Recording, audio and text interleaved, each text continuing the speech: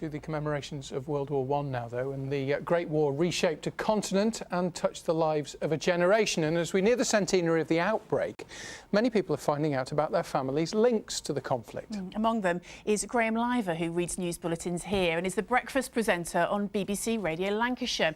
Well, he's been on a journey to Flanders to follow in the footsteps of two of his relatives who lost their lives on the Western Front.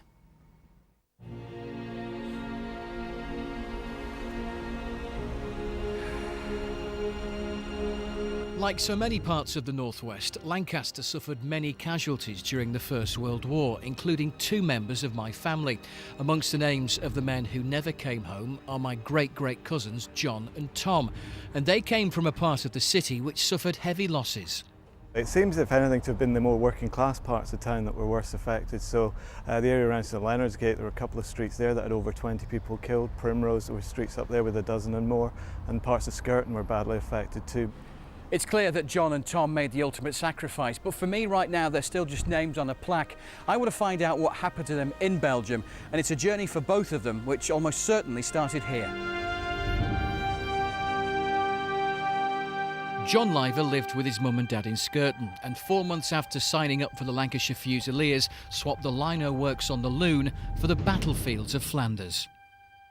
And it all started for him here, didn't it? It did indeed. The British were attacking a German fortified position called Schuyler Farm here. And in front of Schuyler Farm was a range of trenches, bunkers and fortifications. Yes, just there. They were called Schuyler Galleries. So you can see the farm and the galleries commanded the battlefield. John Liver then was wounded on the field and was taken to a dressing station in the corner of the battlefield, and then was assessed and then taken back, sadly, to where he died of his wounds a few days later. This is Nine Elms Cemetery near Poppering, and he's buried just in this next row here. 4231 Private J Liver, Lancashire Fusilier, 24th of September 1917, gone but not forgotten.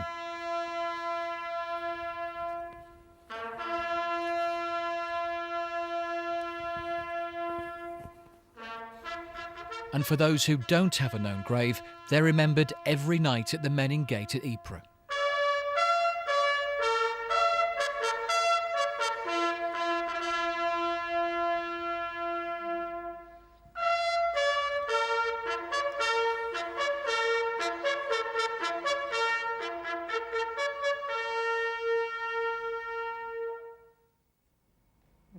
Gosh, what an extraordinary journey.